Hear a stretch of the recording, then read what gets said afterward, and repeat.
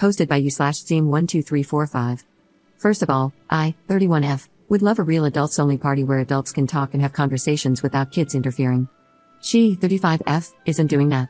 She is having a whole party where everyone focuses on her kids only. I need to know how to address this with her, as this has happened twice so far.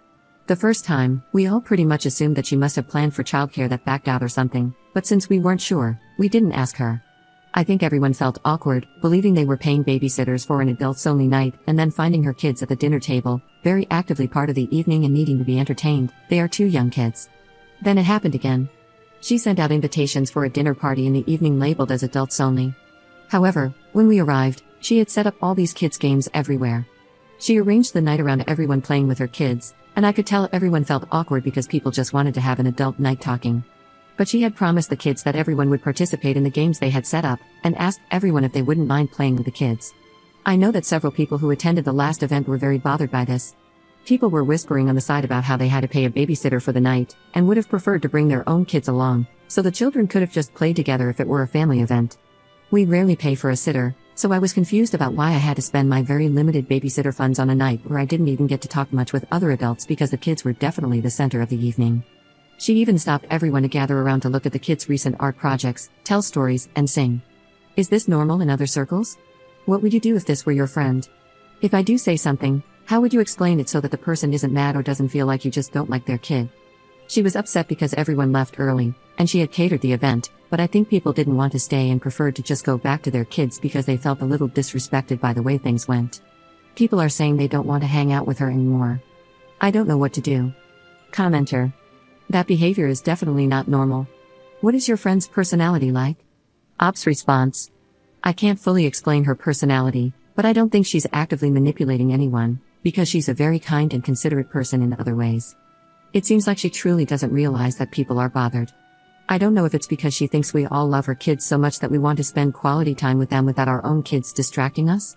We do love her kids, but I'd prefer to bring my own child so they can all play together. I thought she also loved my child and would want them there to play as well. If that's not the case, then I guess the friendship might be over. Update 4 days later. Hi everyone. I never expected so many people would be interested in this situation, but it helps me feel vindicated that the situation was just as strange as I had perceived it to be. I wanted to wait until the kids were back in school so we could discuss it in person. Luckily, I didn't even have to bring it up because someone else did, and she was eager to tell me that people were upset and that she didn't understand what the problem was with what she did.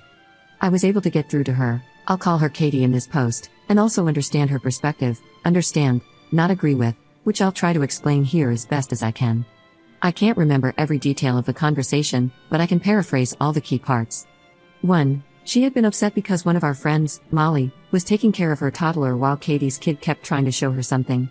Katie noticed this, and felt bad that her daughter just wanted to share things with people she thinks of as her family/aunts. We're just friends, but the kids call each other aunts, and they refer to each other's kids as cousins. Katie wanted to build a stronger relationship between her kids and her close friends. She thought that us spending time with her kids, away from our own kids, would be a way to give her children more focused attention. This is especially important to her because she is an only child, her parents have passed away, her husband is an only child, and his parents have also passed away. Her children have no biological family. She's worried about what will happen to them if she were to die, as her mom died when she was a teenager, and she feels anxious about her health. 2. She doesn't feel that other people's kids need the same type of bond with her, because our kids have biological aunts, uncles, and cousins. She believes they can spend time with their biological families, and assumed we were all sending our kids to our family members, not paying a babysitter. She doesn't fully understand what that's actually like and has a romanticized view of it. She was shocked to find out that my siblings don't just drop everything to babysit my child. Even people with siblings still pay babysitters, and many did for her parties. 3. She feels that since she paid for all the food and wine, that alone should cover the expense of the babysitter, even if we did hire one. She knows that paying a sitter plus going out for dinner would still cost more, especially since she catered everything from a very expensive place. In her view, we should have just been happy to get free food and drinks, and if playing some kids' games was the price for that, it wasn't a bad price. Essentially, she initially argued that if someone pays for everything, they can decide how the event goes, and if we want a different type of gathering, we can foot the bill and host that gathering ourselves. Now, to how I handled this. That last point eventually shifted to a more understanding perspective, as I explained that even though she is technically right, she cannot maintain strong friendships with that mindset. You can't provide meals for people with strings attached and deception involved, since we didn't know until we arrived, and expect us to love it. I told her that while she can do whatever she likes, people are also free to end a friendship if they choose, so she's free to make those choices, but not free from the consequences of them. I also made it very clear to her that if her goal is to create stronger bonds for her kids, the way to do that is by loving and bonding with our kids and including them. That part seemed to be completely unexpected to her. I had to explain that people will be so upset by the fact that she isn't including their kids in kid-focused events or isn't accepting that a parent needs to take care of their own child first before focusing on hers, that they won't even want to be part of her family.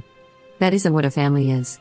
I explained that my sister never expects me to leave my child behind and only focus on my nephews. My sister would never tell me not to bring my daughter to a family event because she loves my daughter, and that, in turn, makes me love her and my nephews even more. I had to explain all of this to her. Lastly, she is wealthy and grew up rich, and as an only child, she admits that she struggles to see things from other perspectives or to consider others' feelings. She said she has to make a conscious effort to really see outside of her own wants and needs. She even mentioned that she talks about this in therapy, and that's why she goes out of her way to do nice things for us. I shared some examples of her acts of kindness in the original post, because that's her way of actively trying to be a generous and caring person. As expected, she did cry, especially when she talked about her kids not having any family and her parents passing away. I'm very glad I didn't mention it at the parties like some people suggested, because I would never have wanted her to break down in front of everyone. It's clear that this issue runs deep, and she needs therapy to continue working on it. Overall, she came around to realizing that she needs to alter her way of thinking and do things differently if she wants to achieve what she claims. She continued to reiterate how much her kids love me, how much she loves my child, too. She said she wants to do things the right way, but she's frustrated because what makes sense to her doesn't make sense to others. However, she accepts that it's up to her to adjust her thinking. There was a lot of crying and some arguing, but overall, it seems we are still friends. We hugged, and she said she is going to do something nice for everyone and their kids. If anyone still has questions about specific things that were said, I can try to answer them in the comments. I appreciate everyone's help. I felt much better going into it knowing that I was not wrong for standing my ground on this. Commenter. Wow, the nicest possible description of this woman is effing clueless. Good luck with this friendship. I can't imagine the level of emotional labor that must go into maintaining it if this lady is that baffled by some pretty basic concepts of empathy. Ops response. If you understood more about her life, it might make more sense. I'm just now starting to realize how warped some of her perceptions still are. As I mentioned, she lost her mom, and before her dad died, he didn't really nurture her, he just gave her money and a nanny to take care of her. Her nanny was her only friend. Her dad had specific issues, and I won't say more than that, but she was never allowed to have friends over or spend time with them. She was homeschooled for a while. He had beliefs that were very different from what is typical.